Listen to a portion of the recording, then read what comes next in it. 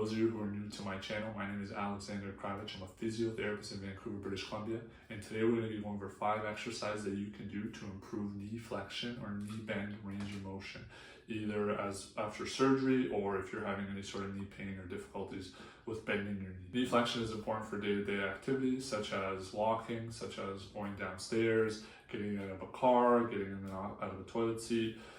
All these movements require a certain amount of knee bend, like such even biking. You need a certain amount of knee bend. The normative values for range of motion for knee bend is about 135 degrees. So this is important to try to get to be able to optimize in your day-to-day life. The first exercise we're going to do is knee flexion with a band. So you can have a slider under your heel, or you can just do it on a surface where your heel will move smoothly, like on a hardwood floor or laminate floor. But I'm just going to do it on the bed here.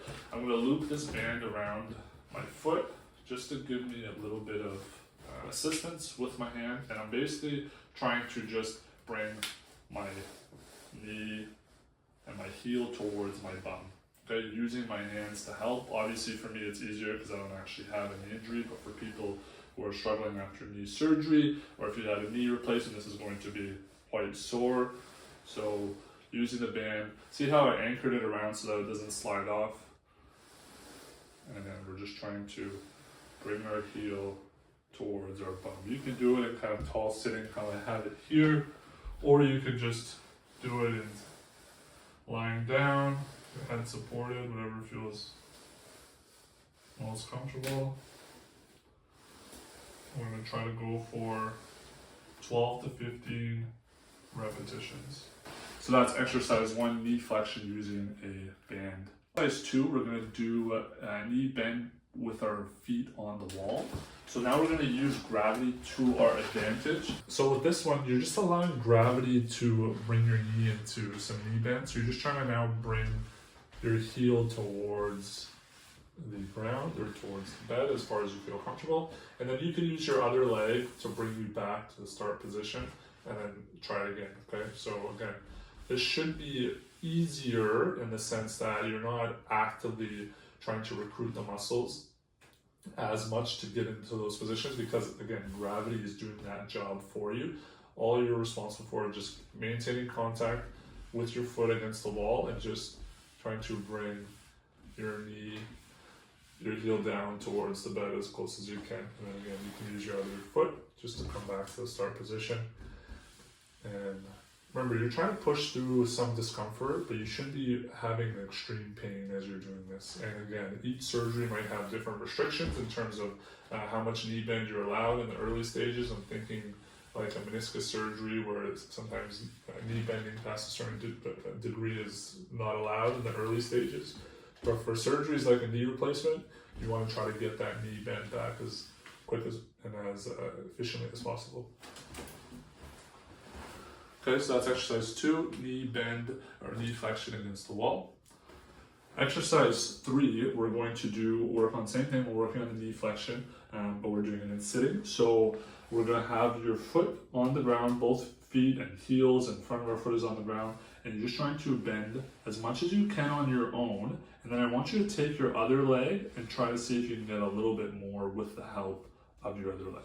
So I want to see how much can you do, or I want you to do as much as you can on your own, and then use the other leg to just give a little bit more of that manual pressure to see if you can get any further. And again, early stages, you're probably not going to be getting a lot of range of motion, so you might get to about here.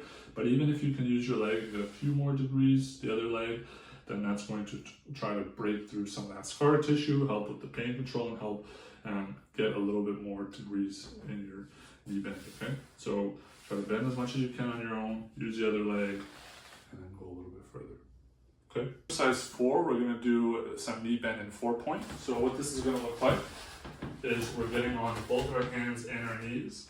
And again, this might be a little bit uncomfortable for some individuals just getting into those positions because of the load through your knee. But if you can manage it, getting in this position, you're trying to basically sit on your heels. And as you're trying to sit on your heels, see how we're trying to work on that in range of motion for knee bend. And then you're just gonna back off. So again, you go as far as you feel comfortable and then back off once it's too sore. Sometimes people might put a towel just kind of in the crease of the knee joint just to give them a little bit more feedback so they're not going all the way back. Sometimes that might be a little bit provocative. And obviously if you're able to get to that position, then you don't need to be working on knee bending exercises if you can reach there, but just a different way to challenge the movement and the range of motion. Exercise number 5, we're going to do some deep squatting. So for some people, this exercise may not be allowed because of the amount of load and the amount of range of motion you're going through, like for meniscal surgery. But working on your range of motion in a functional movement pattern, like a squat, I think is very important overall to try to improve that range of motion. So what this is going to look like is you can just hold on to something for a little bit of support. Try to go on your toes and just try to see how far can you go down. Once you get to that position, you can just try to hang out here. And again, eventually the goal is that you're able to go down all the way without any restrictions or without any pain. And you're just trying to hold this, and then eventually you'll be able to do it without holding on to anything for support. But start off with just holding on to a table, counter, and just trying to work on getting as low down as you can, and either hang out there or come back up to the start. Okay, come down and up to the start, and stay on your toes in this case. There you have it. We went over 5 exercises to work on your knee bend range of motion. It's going to be super important for our day-to-day activities, and especially after surgery, if you've had any sort of knee surgery.